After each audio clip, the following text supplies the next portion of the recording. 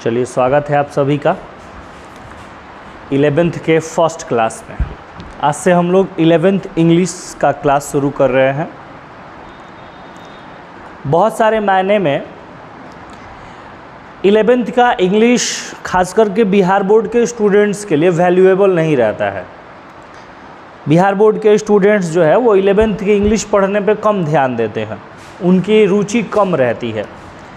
इसके पीछे एक कारण भी है, और कारण ये है कि वो स्टूडेंट्स जो है वो अपने 9th क्लास, 10th क्लास और 8th क्लास में बिहार बोर्ड के पैटर्न के कारण वे लोग इंग्लिश नहीं पढ़ते हैं, जिसकी वजह से धीरे धीरे क्या होता है कि उनका इंग्लिश से रुचि जो है, उनका इंग्लिश से ध्यान जो है, इंटरेस्ट जो है वो कम होते जाता है। तो जब वो 11th में आते हैं तो उनके पास तो इंग्लिश पढ़ने की कोई मजबूरी नहीं रहती है, वो इंग्लिश नहीं पढ़ते हैं। फिर यही स्टूडेंट 12th में जाते हैं तो उनके पास इंग्लिश पढ़ने की मजबूरी हो जाती है। कारण ये है कि बिहार बोर्ड 12th में इंग्लिश 100 मार्क्स का होता है, 100 मार्क्स का, और यदि इंग्लिश में आप फेल भी हो जाएंगे तो फिर आपका तो पूरा रिजल्ट खराब हो गया, आप फेल हो गए। तो इसलिए उनको इंग्लिश पढ़ना पड़ता है। तो जब ये वैसे बच्चे जो ना 9th में इंग्लिश पढ़े हैं ना 10th में इंग्लिश पढ़े, 11th में उन्हें इंग्लिश पढ़ने का मौका था लेकिन वो लोग इंग्लिश नहीं पढ़े, और वो बच्चे डायरेक्ट जब 12th में इंग्लिश पढ़ते हैं तो ना ही उनकी ग्रामर ठीक होती है, ना ही उनकी राइटिंग सेक्शन ठीक होता है, ना ही वो अपनी अंग्रेजी ठीक कर पाते हैं। मोटा मोटी सीधा सीधी अर्थ बोले तो वो जैसे तैसे खींच खांच के पास हो जाते हैं, यही होता है। लेकिन आप सारे लोग बड़े ही लकी स्टूडेंट्स हैं कि आपको 11th में इंग्लिश पढ़ने का मौका मिला है। यहाँ पे मैं इंग्लिश ग्रामर को एकदम बेसिक से लेके शुरू करने वाला हूँ। मतलब यदि कोई स्टूडेंट्स कहे कि सर मैं इंग्लिश में शून्य हूँ, इंग्लिश में मैं 0 हूँ, मुझे अंग्रेजी में कुछ नहीं आता है, तो आप वहाँ से भी चाहेंगे तो क्या कर सकते हैं, शुरुआत कर सकते हैं। आप वहाँ से भी चाहेंगे तो धीरे धीरे करके पढ़ सकते हैं। तो हम लोग शुरू से शुरू करते हैं, और बाकी यदि आप नए हैं तो इस YouTube चैनल को सब्सक्राइब कर लीजिएगा और वीडियो को लाइक करके अपने दोस्तों के साथ भी शेयर कर लीजिएगा, क्योंकि इस वाले चैनल पे अब मैं 11th के लिए लगातार आपको बेसिक से वीडियोस दूंगा, class number 1, class number 2, class number 3 ऐसे करके, ठीक है। तो कभी आपकी ऑफलाइन क्लासेस जो पढ़ रहे हैं तो आपका यदि क्लास छूट जाता है तो आप YouTube चैनल पर जाइए, gateway of success career launcher, और वहाँ पे आप 11th इंग्लिश प्लेलिस्ट को चेक कीजिए। 11th इंग्लिश से करके एक फाइल बनी होगी, वहाँ पे आपको इंग्लिश की तमाम वीडियोस जो क्लासरूम में आप पढ़ते हैं वहाँ पे आपको मिलेगी। तो ये क्लास नंबर अपना फर्स्ट है ना। तो हम लोग शुरू कर लेते हैं 11th English class number first. 11th English class number first. तो बेसिक से शुरू करते हैं। सबसे पहली बात बेटा ये कि जरा ये जाना जाए कि भाई इंग्लिश का निर्माण कैसे हुआ है। तो देखो बेटा, ये जो इंग्लिश है वो बना है, किस चीज से बना है, A to Z, और इस A to Z को हम लोग इंग्लिश में क्या नाम देते हैं बेटा, अल्फाबेट। इसे हम कहते हैं अल्फाबेट। और यदि हम अल्फाबेट की बात करें, यदि बेटा हम अल्फाबेट की बात करें तो अल्फाबेट तो बना है A से लेके Z तक, और उसमें जो A B C D होता है उसको हम लोग एक्चुअली कहेंगे alphabet is a set of letter. Alphabet जो होता है वो लेटर का एक सेट होता है। मतलब जो ये A B C D होता है ना, इसी से अपना क्या बनता है, अल्फाबेट बनता है। और ये अल्फाबेट जो है इससे बेटा अपना क्या बना है, इंग्लिश। आप इंग्लिश में कुछ भी पढ़ लीजिए, चाहे आप इंग्लिश में बहुत बड़ा कहानी पढ़िए, इंग्लिश न्यूज़पेपर पढ़िए, इंग्लिश स्टोरी पढ़िए, वहाँ पे जो वो आपको वर्ड्स लिखे रहेंगे वो वर्ड्स कहाँ से कहाँ तक रहेंगे, A से लेके Z के बीच में, इससे ज़्यादा नहीं रहने वाले हैं। आ रहा है बात समझ में। चलो थोड़ा सा और आगे बढ़े तो ये यदि हम लेटर की बात करेंगे बेटा, तो इंग्लिश में लेटर की कुल संख्या कितनी होती है, 26।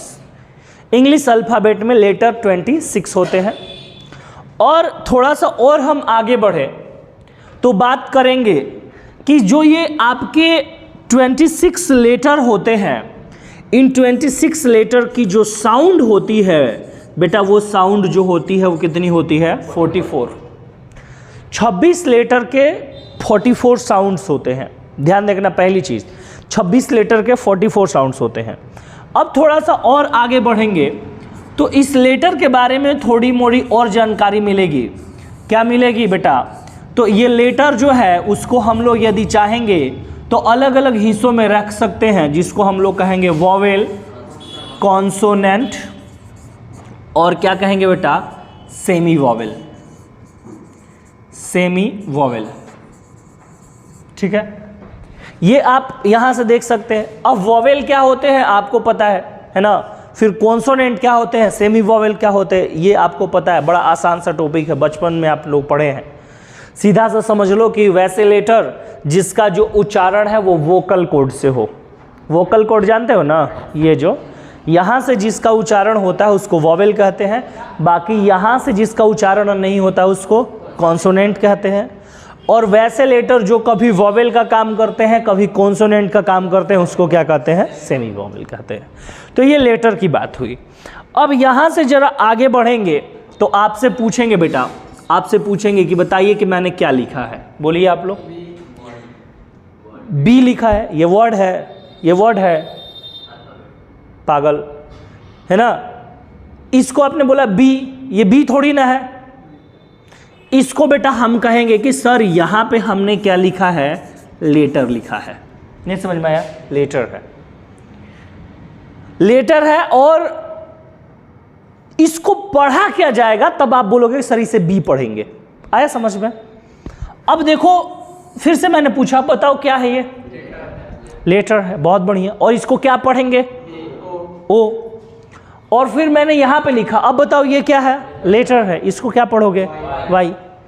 अब तुमने क्या किया कि इस तीनों लेटर को तुमने आपस में जोड़ा और उसका जो रिजल्टेंट हुआ वो तुम्हारे सामने कुछ ऐसे आया। ये क्या है? बॉय पढ़ेंगे। और इसको हम लोग इंग्लिश में क्या कहते हैं? वर्ड। मतलब तुमने सिंपल सा क्या सीखा कि सर यदि एक से अधिक लेटर को हम लोग मिला देते हैं, जोड़ देते हैं और उसका यदि मीनिंगफुल साउंड निकलता है तो उसको अब क्या कहते हैं? वर्ड। मतलब यदि छोटा सा डेफिनेशन की भाषा में कहना हो तो group of letter with meaningful sound,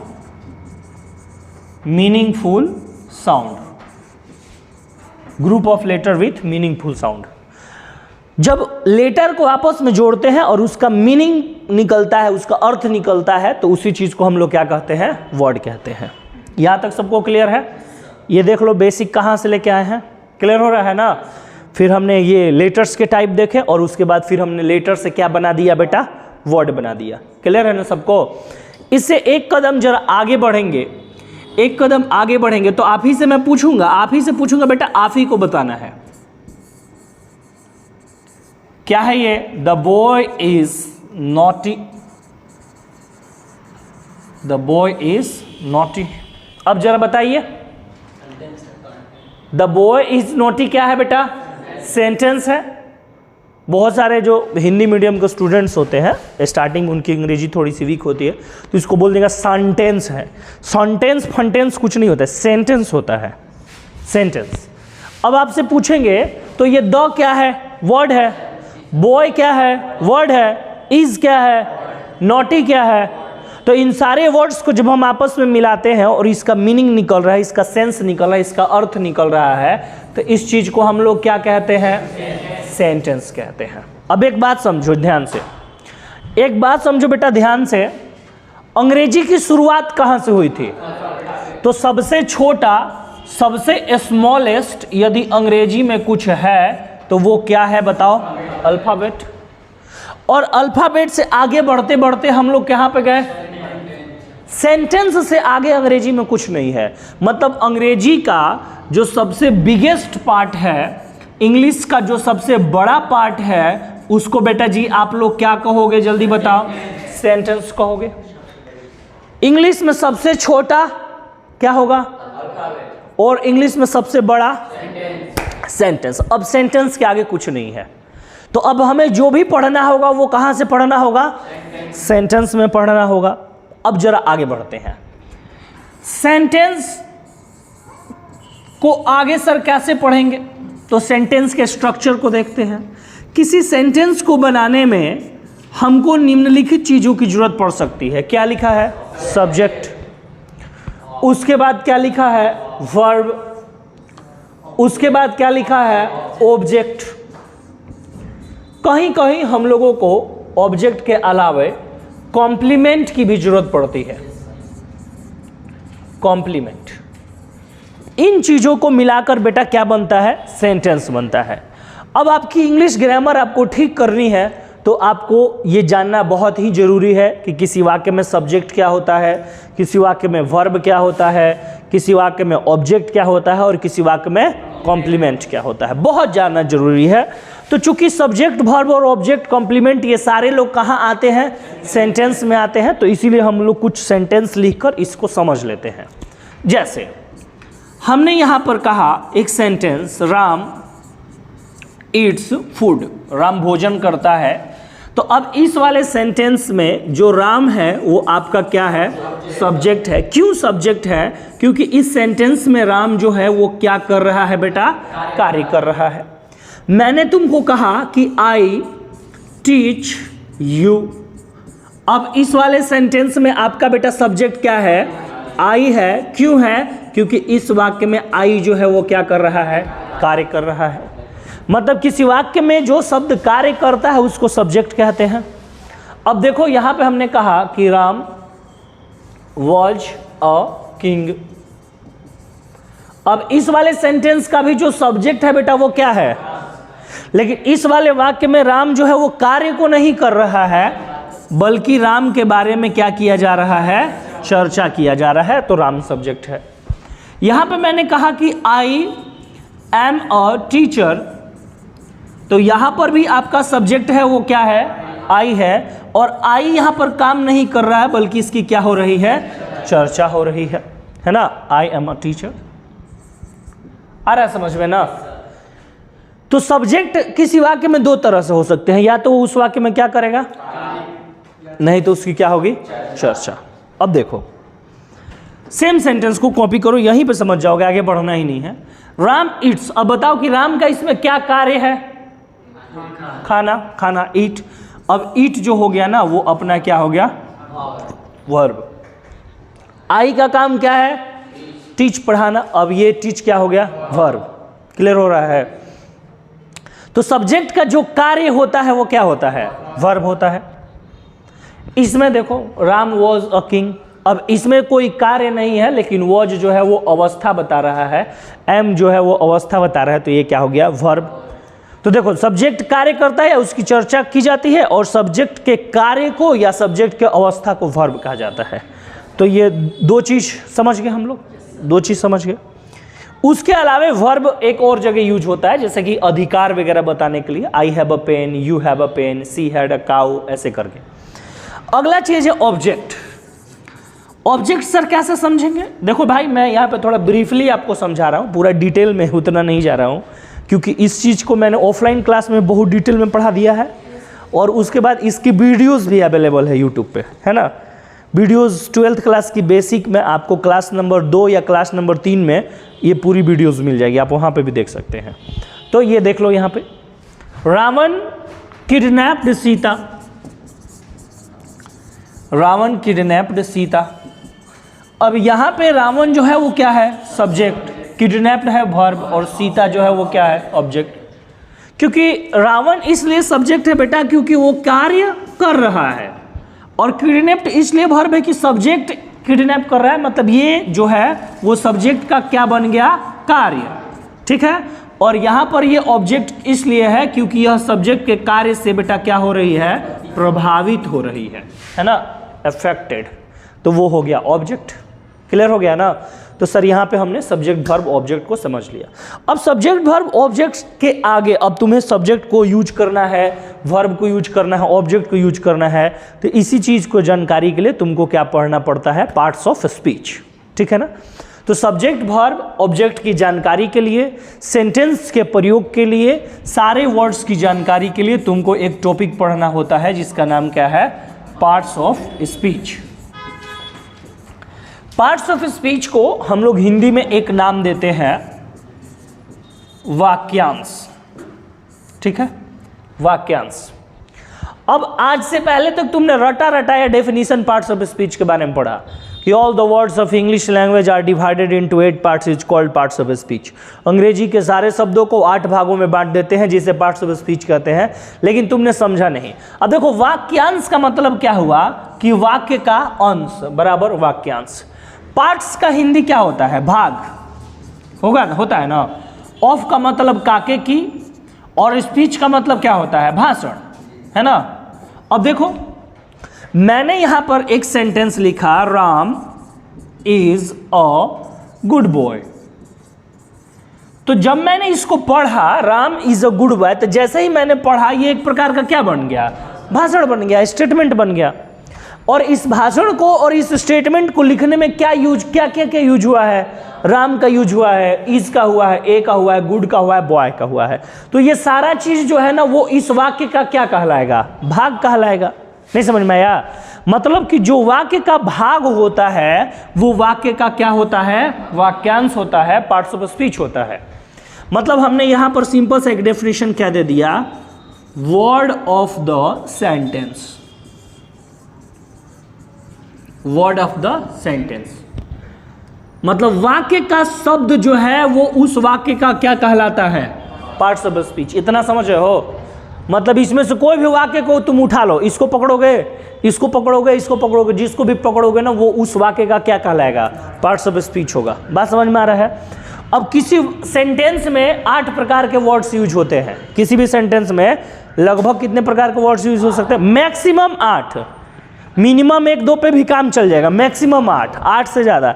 एक सेंटेंस में एक बार में 8 से ज़्यादा वर्ड, 8 प्रकार से ज़्यादा वर्ड यूज नहीं हो सकते। 8 से ज़्यादा संख्या में तो कितने भी हो सकते हैं, लेकिन उसकी कैटेगरी में वो 8 ही वर्ड होंगे, है ना। और इन 8 वर्ड को भी हम लोग पार्ट्स ऑफ स्पीच कहते हैं।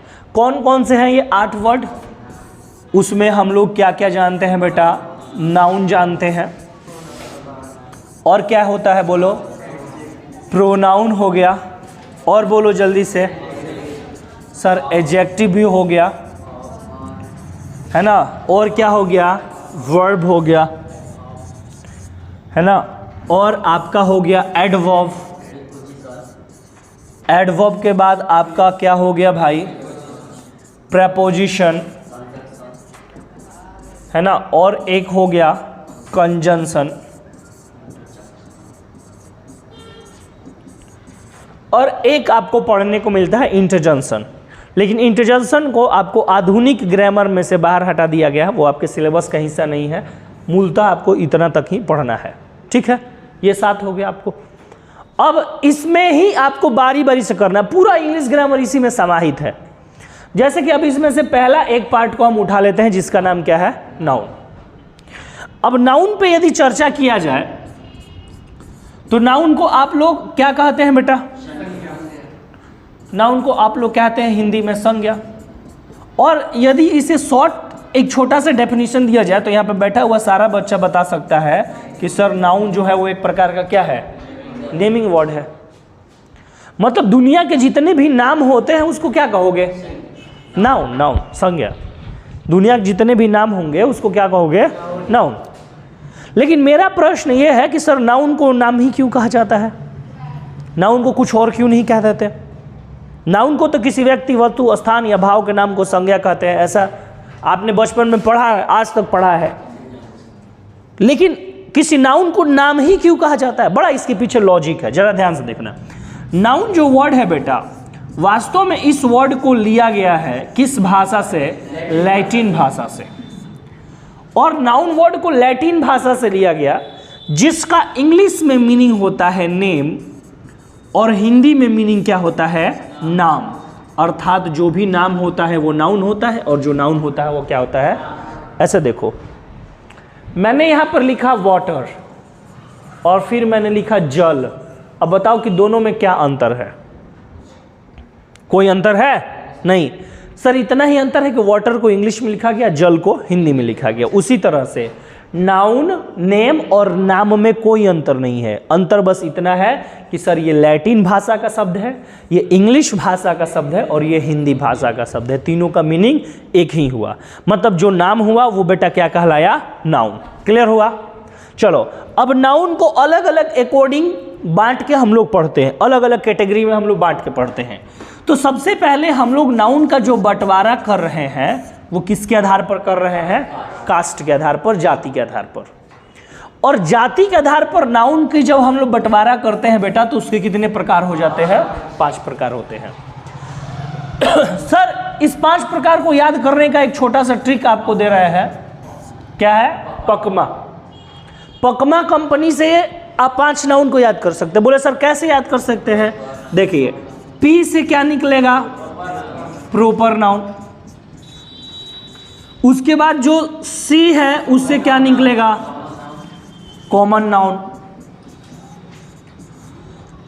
उसके बाद अगला जो है सी से क्या निकलेगा? Collective noun. और एम से क्या हो जाएगा बेटा? मटेरियल नहीं होता, मैटीरियल होता है ना, मैटीरियल नाउन। और ए जो है इससे आपका क्या हो जाएगा? Abstract noun. तो ये आपके 5 नाउन के टाइप्स हो गए। नहीं समझ में आया? बोलो। तो